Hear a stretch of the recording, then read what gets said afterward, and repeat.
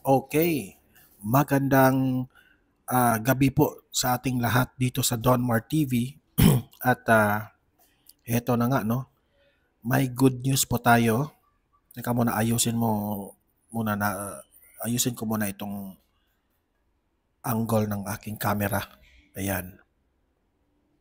So heto na po, no, meron po tayong good news patungkol po dito sa shinare ni Attorney Torion patungkol po kay Vice President Inday Sara Duterte. Yan po ay patungkol sa si VP Sara po ang pinakaunang pumasa ng mga dokumento sa COA. Okay? Sa Commission on Audit. Ibig sabihin, siya ang first na government official na nagpasa ng mga liquidation kung paano niya ginasta ang pera ng taong bayan. Okay? So, ito pa yung vice president na lagi nilang sinisingil sa confidential funds. Pero since na siya ang naging vice president ng Pilipinas, siya ang nangunguna sa ayon sa COA, si VP Sara po ang pinaka laging una na nagpasa ng mga dokumento. Okay? So, yan, nakaka-proud yan sa mga supporters ni VP Sara. Okay? So mamaya babasahin natin yung letter ng COA. Babasahin rin natin yung letter na nagsasabi doon bakit si VP Sara ang laging nangunguna dyan. Okay? At pangalawa nating pag-uusapan ay meron na namang nagpakalat ng itong mga kalaban ng mga Duterte, especially itong si Attorney Conte, yung konti lang yung utak ba, nagpapalabas na naman siya ng issue na pagkatapos raw ni Duterte ay ang susunod na raw ay si Bato at si Bongo. Pagkatapos raw ni Duterte, anong pagkatapos ni Duterte na hindi pa man na-accuse si Duterte na guilty na siya nga yung mga gumurgur doon sa mga biktima ng war on drugs. Hindi pa napatunayan, Konte. Akala ko ba attorney ka? Yun pala, wala ka palang alam. Hindi ko nga maiintindihan bakit kayo nagse-celebrate. Kitang-kita doon sa video yung mga bangag na mga parents doon sa mga biktima ng war on drugs. Ang saya-saya nila na hindi nag-grant ng interim release si Duterte. Akala nila siguro na guilty na si Duterte doon. Hindi pa guilty. Okay? Hindi pa guilty. Wala pa. Hindi pa nga nagsimula ang trial. Okay? For your information. So, yun po ang pag-uusapan natin kasi po, mahalaga po na malaman ng taong bayan itong mga pang-brainwash ng mga kalaban ng mga Duterte. Itong si Conte, parang bini-brainwash niya ang taong bayan na itong si Bongo at si Bato ay may kasalanan rin. No, parang bini-brainwash na niya sila na sumusunod, di ba? Let us say na the ICC will investigate Bongo and Bato, no? Pero hindi tayo sure dyan kung ang ICC makapasok na dito sa Pilipinas kasi nga ang Supreme Court ngayon ay hinihingi na yung Malacanang na mag-explain sa kanilang sarili kung ano yung legality sa pagdala nila ni Duterte doon sa The Hague, di ba? Kine-question na. Binigyan na ng 30 days ang Malacanang para to explain paano nila dinala si Duterte doon sa The Hague. Tapos susunod si Bongo at si Bato. Parang malabo na. Malabo yan. Hindi na yan magawa ng ICC. Okay? So, yun po ang ating topic ngayong gabi. Yun po ang ating pag-uusapan.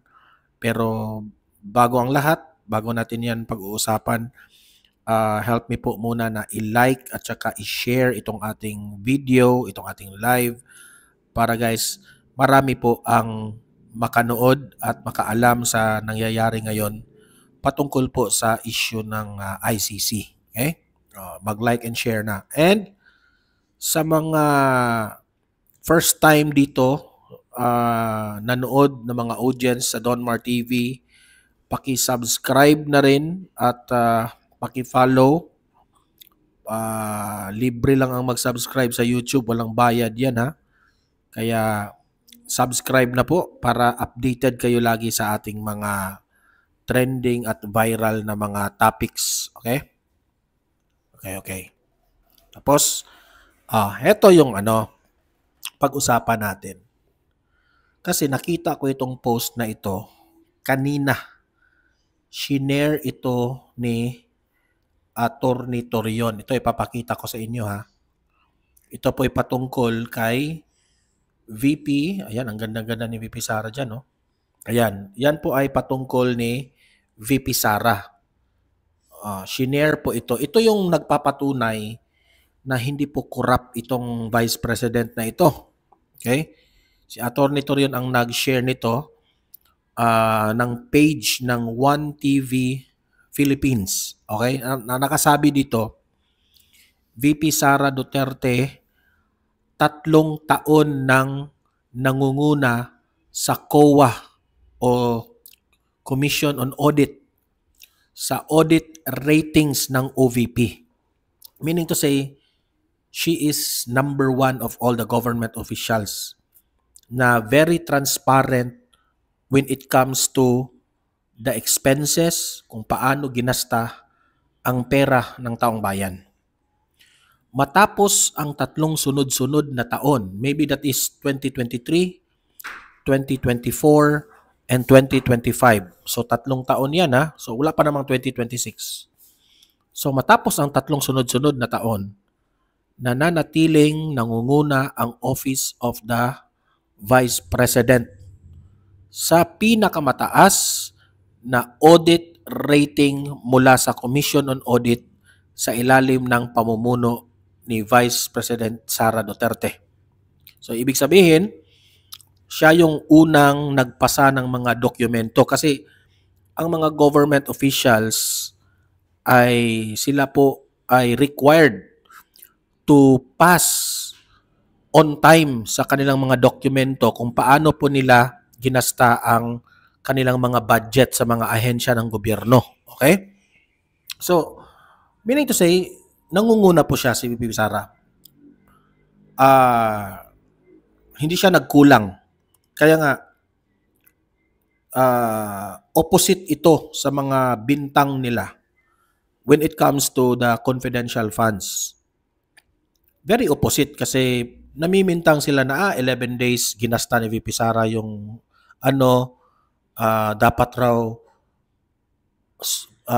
managot siya at dapat niyang i-explain sa taong bayan bla bla bla na hindi alam nitong mga tatawagin na lang nating mga bobo ang mga utak. Okay? Hindi nila alam na mismo na ang COA ang nagsabi na malinis po ang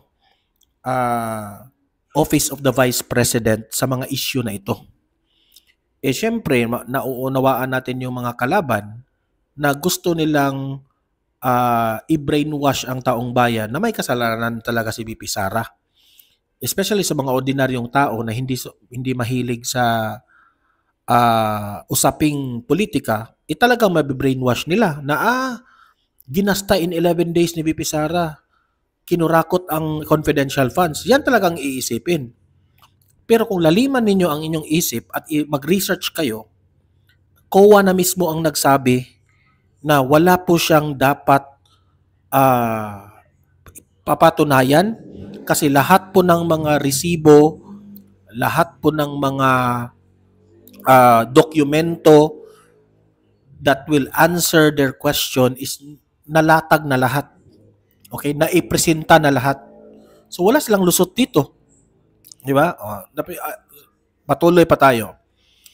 Ayon sa ulat, ipinapakita ng mataas na rating na ito ang kahusayan ng OVP sa pamamahala ng pondo, transparency at pagsunod sa mga pamantayan ng gobyerno at pananalapi sa kabila ng iba't ibang hamon at malaking saklaw na programa at proyekto ng opisina. Ganyan po ka-transparent si VP Sara ha. Lahat ng mga events niya, lahat ng mga programa niya ay nakalista doon. Okay? Lahat ng mga inilabas na pera ay naka-indicate lahat doon. Naka-report. Sa kabila ng iba't ibang hamon at malaking saklaw na programa at proyekto ng opisina, patuloy na pinapahalagahan ng administrasyon ni VP Sara Duterte ang responsible at tapat ng paggamit ng pondo ng mamamayan. So, sino ngayon ang corrupt? Kasi hindi nyo mako-question ang Commission on Audit. Hindi nyo mako-question kasi trabaho nila yan eh. Trabaho ng Commission on Audit to check the expenses of these government officials. At sila na mismo ang nagsabi na siya yung pinakamalinis, pinakauna at pinaka-first na nag-submit ng mga documents at report. So, anong sasabihin ninyo dito? Di ba? Actually, sampal ito sa gabinete ni BBM. Sampal ito. Kasi lagi nilang binabatikos ang Vice President na corrupt. Sabi pa nga nila na atat ng maging presidente. Kung ano-anong mga binabato sa kanya ba? Tapos when it comes to government performance, siya rin pala ang nangunguna. 'Di ba? So deserve niya kung merong mga taong bayan na sasabihin na she will be the next president. Deserve yan niya sa kanya because the performance show. Okay? Hindi man nagsisinungaling ang Hindi po nagsisinungaling ang performance niya. Nakalista man lahat. At ang makatestify niyan ang COA, di ba? So ang COA rin is part of I think ang COA is independent body rin ito eh. Lahat ng ahensya ng gobyerno ay ini-investigate rin yung mga budget, di ba? So independent. Wala pong kinakampihan ang COA. Ma-presidente ka man o ma-vice president ka man, lahat yan equal ang treatment ng COA. So, sampal ito sa kanila ng administrasyon na si VP Sara pa ang pinakauna sa rating ng COA, di ba? Ang pagkilala mula sa COA ay isang patunay sa patuloy na pagsusumikap ng OVP. So mismo ang COA na ang nagsasabi na good performance ang Office of the Vice President, di ba? Na itinaguyod ang integridad at kahusayan sa pamamahala ng opisina na nagsisilbing halimbawa rin sa ibang sangay ng gobyerno. Tama.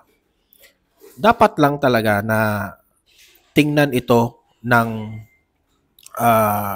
ibang ahensya ng gobyerno kung papaano po ginawa ni VP Sara ang ganitong madali at mabilis na report. Di ba? So, heto po yung katibayan ni VP. Katibayan at ebidensya kung bakit ito totoo. Hindi lang ito ordinary po, sa may ebidensya po silang inilabas. Ito, ipapakita natin. Yan. Ayan. Itong official statement na ito ay galing po ito sa Republic of the Philippines Commission on Audit. May address pa ha, Commonwealth Avenue, Quezon City. Independent Auditors Report. Independent Auditors Report ha, walang kinakampihan. Ayan, pumirma po ang 4th Director na si Sofia C. Hemora. Office of the Chief of Staff, Office of the Vice President. Ayan, notarized yan ha. Received by Nicole, hindi ko lang mabasa yan kasi parang tinakpan nila eh. Okay? So ito, basahin natin. The Honorable Vice President, Republic of the Philippines, 11th floor, Robinson's Cybergate Plaza, EDSA, corner Pioneer Street, Mandaluyong City. Ayan, yung opisina nila ha, Mandaluyong. Ito po ang opinion. We have audited the accompanying financial statements of the Office of the Vice President. Okay, so may report na sila ha. Ito, klarong-klaro ito, report ito ng COA. We have audited the accompanying financial statement of the Office of the Vice President, which comprise the statement of financial position as at December 31, 2024, and the statement of financial performance, statement of cash flows, statement of changes in the net assets, equity, statement of comparison of budget and actual amounts for the year then ended, and notes to financial statements including summary of significant accounting policies. Ayan, klarong-klaro yan. Lahat na-receive ng COA. Okay, ang statement of cash flows, financial performance, kung paano ginasta, statement of changes, yung mga binago na mga, di natin alam ha kung ano yung mga events dito na may binago, at lahat ng mga net assets at equity, nakalagay lahat in detail. COA na ang nagsabi niyan, okay? In our opinion, the accompanying financial statements present fairly, in all material respects, the financial position of OVP as at December 31, 2024. So, ito po ha, sinabit ito on time, December 31, 2024.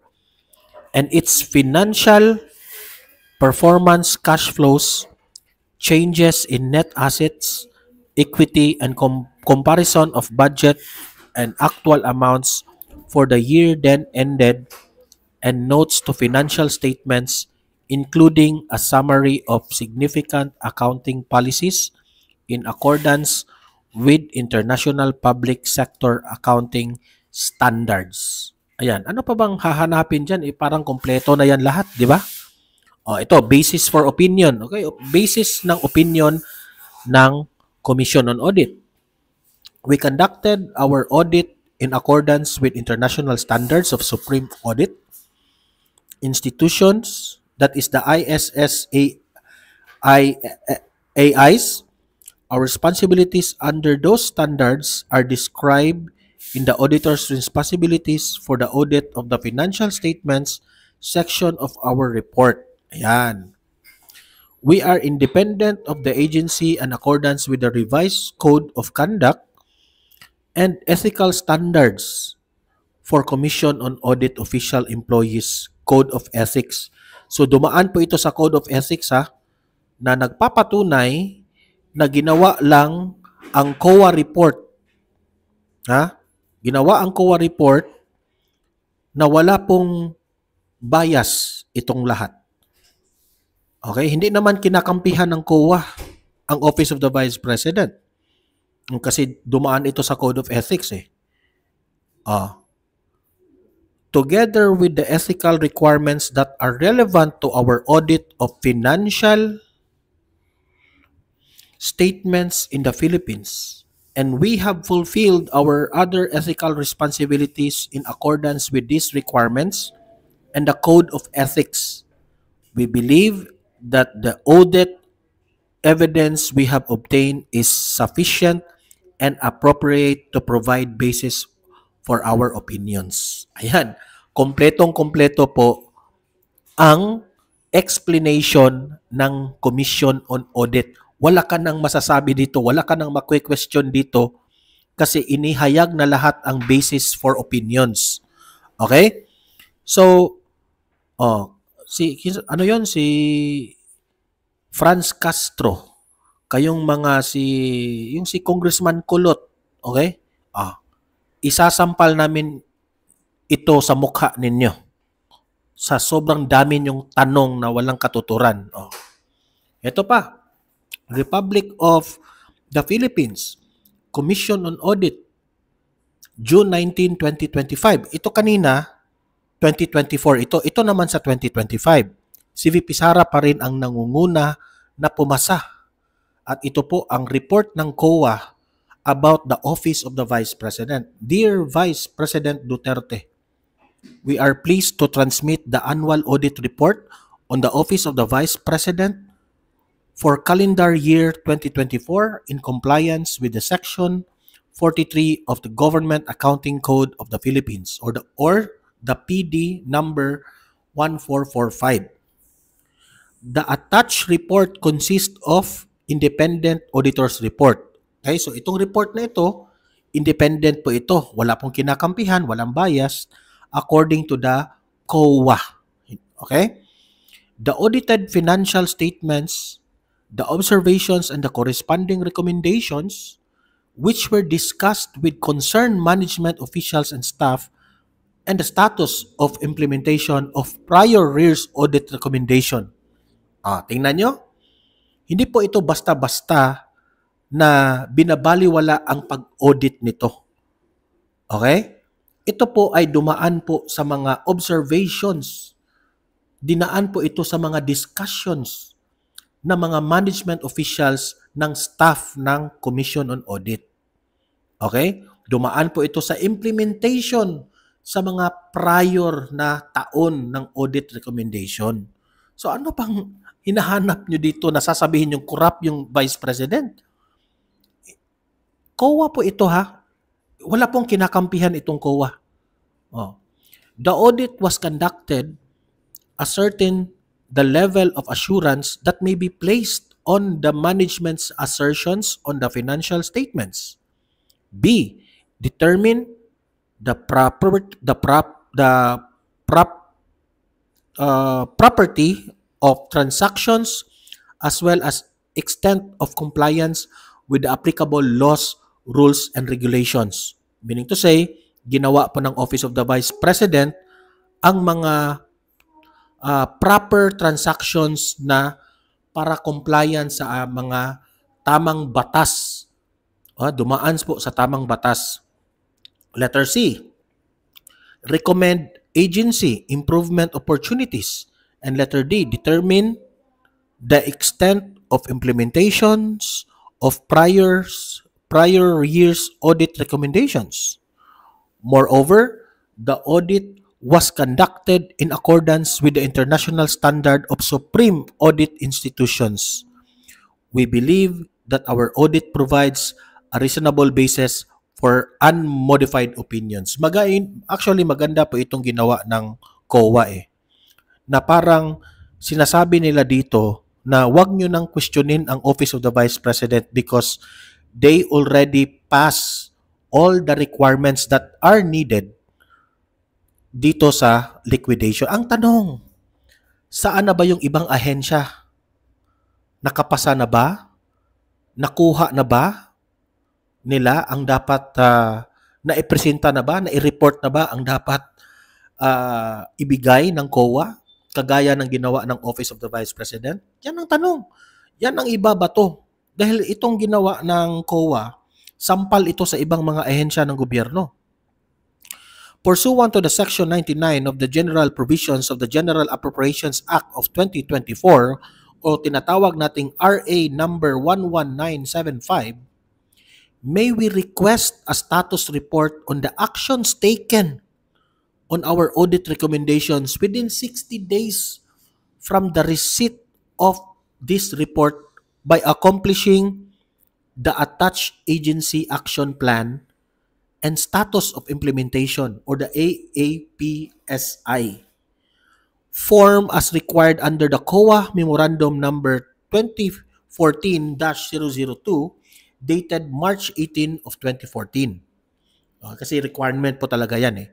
We express our appreciation for the valuable support and cooperation extended to the audit team by the official and staff of agency. Very truly yours, Sofia C. Hemora. Ayan.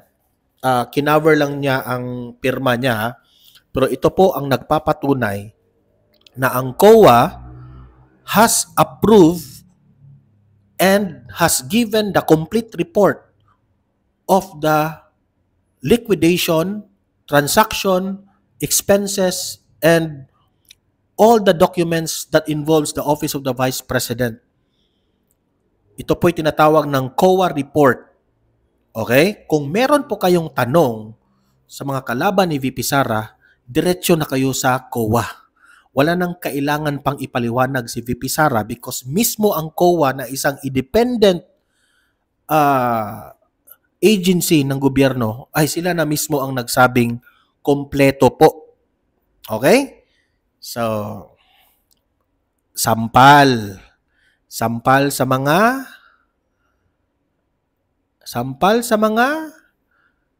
critic ng Office of the Vice President. Office of the President, nasaan na yung liquidation? Office of the ano pa bang mga ahensya dyan? Di ba? Halatang halata na ikaw mismo na the second highest ranking official ng gobyernong ito ay nagpakita lamang po ng good example ka sa lahat ng mga government official.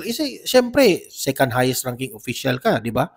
Magpakita ka talaga ng being a good example ba? Pero ang tanong, ang presidente natin, sa sobrang dami mong resources at mga tauhan, nakapag-produce na ba kayo ng liquidation? Nakapag-produce na ba kayo ng report ng inyong transaction, expenses? Yan ang malaking tanong, di ba? So, sa mga audience ko dito, anong masasabi nyo patungkol po sa sinabi ng COA? Sa tingin ba ninyo, ang tanong ko dito na gusto kong i-comment ninyo sa comment section.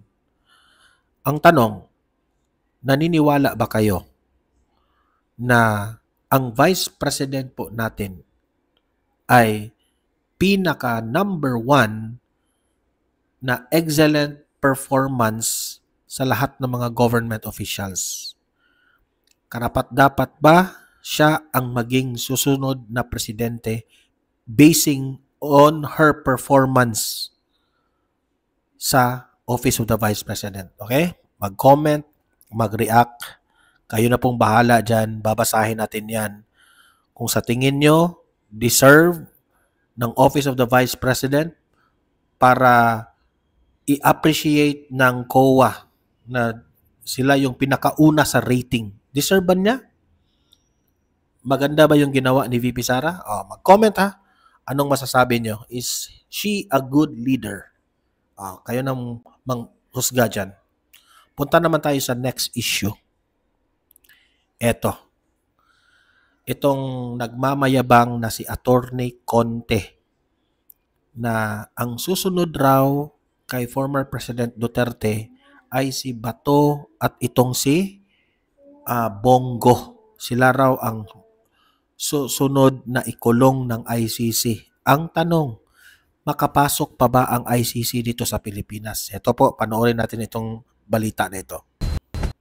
Next in line na umano, sina Senator Ronald Bato de la Rosa at Senator Christopher Bongo para samahan si FPRRD sa ICC.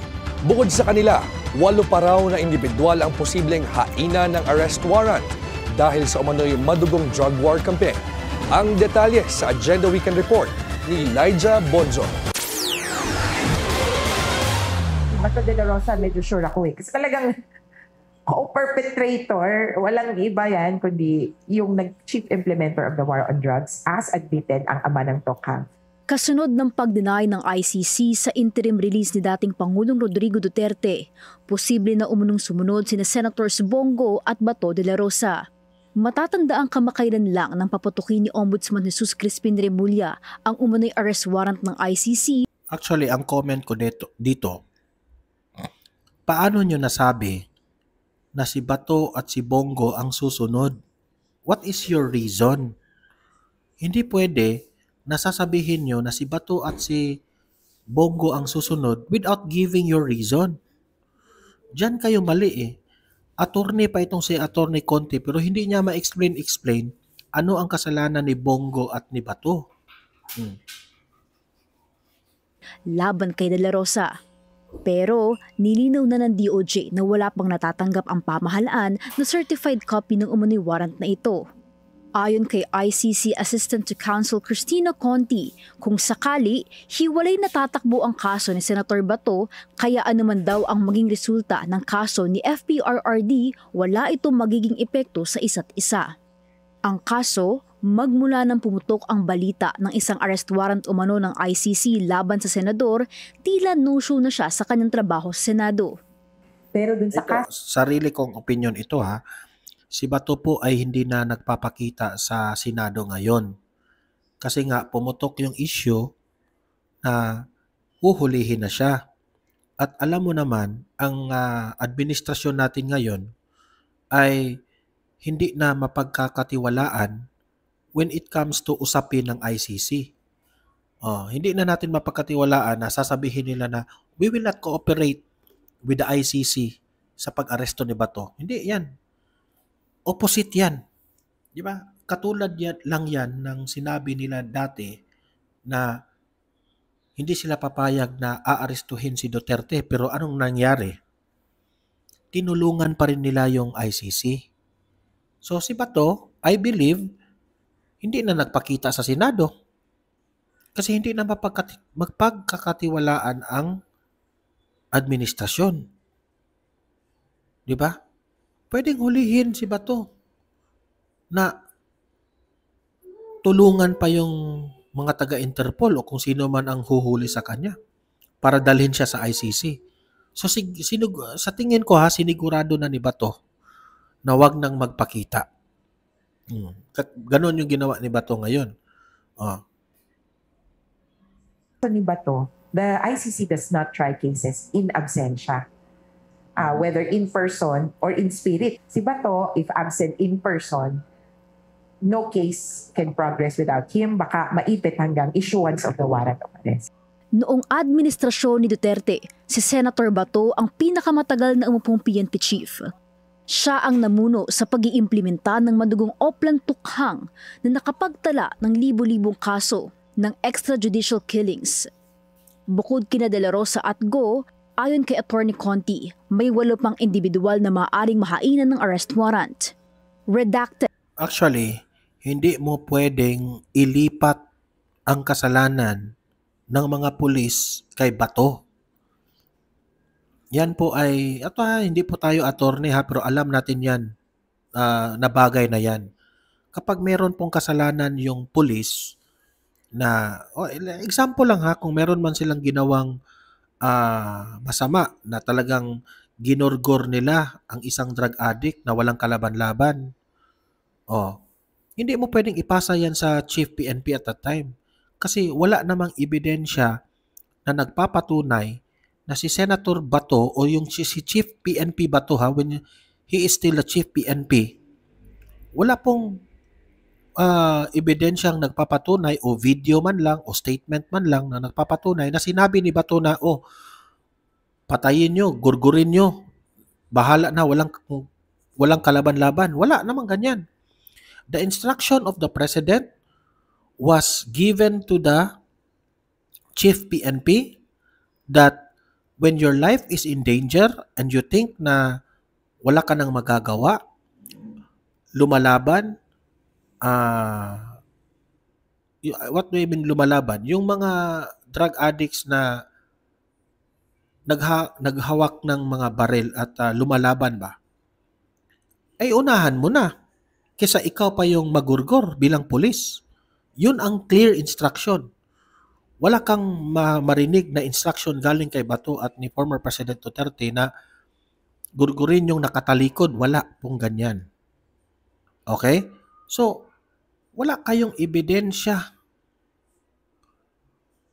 Hindi ko lang alam kung paano ninyo bini-brainwash ang mga taga-ICC na ma-convince sila to arrest Duterte, Bato at Go. Okay? Kasi itong si Atty. Conte, ang ipinaglalaban nila na ma-eradicate lahat ng mga Duterte allies at pati na ang mga Duterte. Kasi kapag nandyan po ang mga Duterte, ang mga yellow po, kawawa, hindi na talaga yan mananalo. Di ba? Kahit nga sa mga Marcos, hindi rin kayo mananalo. So, ito yung mga desperada na makaupo ng ating gobyerno na dinadaan na lang nila sa ganito, pamumulitika, para lang makaupo sila. Nakakahiya, di ba? Hindi marunong lumaban ng patas. Lumaban kayo ng patas. Bakit kayo nagpapa-rescue dito sa ICC? Di ba? Lumaban kayo ng patas. Kung isinisuka na kayo ng taong bayan, wala na kayong magagawa dyan. Sukang-suka na ang taong bayan sa inyo. Oburado ang mga pangalan nila pero kinilala umano sila bilang co-perpetrators sa crimes against humanity charges laban kay FPRRD. Yung pinakauna is someone who is close enough. So redacted. Number 2 is a police officer, tapos appointed, and so forth. There are 4 parang police officers indicated there. There's 2 persons na hindi police pero appointed. And curious ako personally dun sa number 7. So, saan po yung argumento mo na nagpapatunay na meron pong nilabag ng ICC itong si Bato at si Bongo? And in the first place, wala naman talagang jurisdiction yung ICC dito sa Pilipinas. Ginawa nyo lang yan kasi ginamit nyo ang ICC sa pansariling interest ninyo. Yan ang katotohanan. Huwag na tayong magbulahan. Si close friend. May ganun eh. Close friend na hindi, yun lang yung qualifier.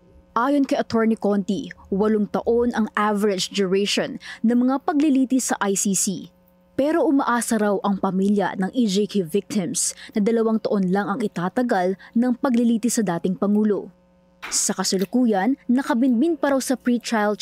Ito pa nga yung nakakatawa eh. Kahapon, nagtipon-tipon yung mga biktima raw ng war on drugs, ng mga parents.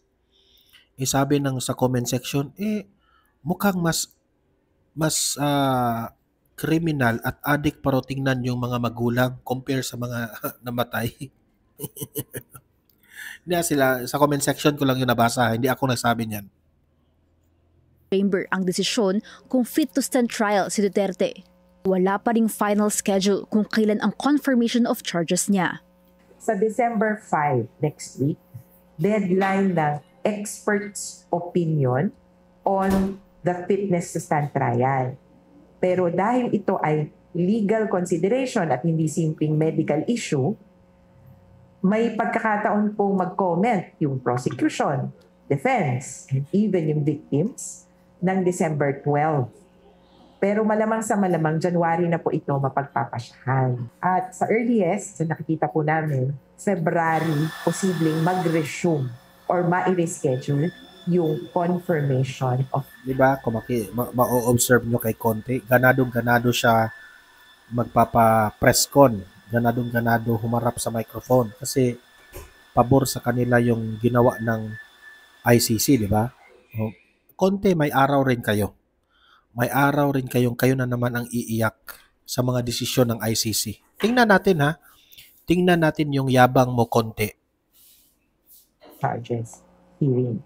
Kaya po, para sa amin kung ano't ano man, 2026 ang simula ng bakbakan patungkol din sa kaso ni Duterte. Lumutang din ang usapan Tingnan kung lang natin. posible pa bang mapalitan ang legal counsel ni Duterte ng kanyang dating spokesperson na si Harry Roque. Ayon kay Conti, desisyon na ng pamilyang Duterte. Alam nyo, Bilyonaryo News ha, huwag na kayong makinig dito kay Conte. Dapat pa bang pakikinggan ito? Na lahat naman nito bias naman yung mga opinion niya. Kung ikukonsidera nila ito. Pero dahil sa mga kinakaharap nitong sariling legal battles, baka raw maging disadvantageous ito para kay Roque.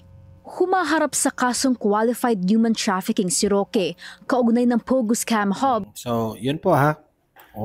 Kasi hindi po natin topic ngayon yung issue rin ni Roque. Ang issue lang natin dito is itong si Conte ngayon ay sobrang mayabang. Sa yabang niya, inunahan niya pa ang galaw ng ICC. Tingnan lang natin kung magkakatotoo yung mga pagyayabang ni Conte, di ba? Kasi may araw rin kayo na mababaliktad itong lahat ng issue na ito. Okay? So sa tingin ko, walang katuturan po ang mga sinasabi ni Conte na si Bato at si Pongo ang susunod ni former President Duterte. Wala po yan. Malabo na makapasok na ang ICC dito. Mas lalo na ngayon na hinihingi ng Supreme Court ang paliwanag ng Malacanang at yung mga administrasyong Marcos patungkol po sa illegal na pagka-aresto ni Tatay Digong papuntang The Hague. Okay? So, anong masasabi nyo dito? Tama ba si Conte o konti lang talaga yung utak niya? Mag-comment kayo sa comment section. Ilatag nyo argumento ninyo at basahin natin yan. So, guys, thank you very much at paki-like, paki-share para marami po ang makaalam at makaparticipate dito sa ating talakayan. No? So, like and share para aabot sa malawak ng audience. And subscribe sa mga first time dito sa ating channel sa Donmar TV. At yan, subscribe at follow na rin para updated kayo lagi sa ating mga latest na viral na mga trending na mga balita. Okay? See you in my next video. Have a great day. Have a great night. God bless po sa ating lahat. Mabuhay ang Pilipinas and God save the Philippines.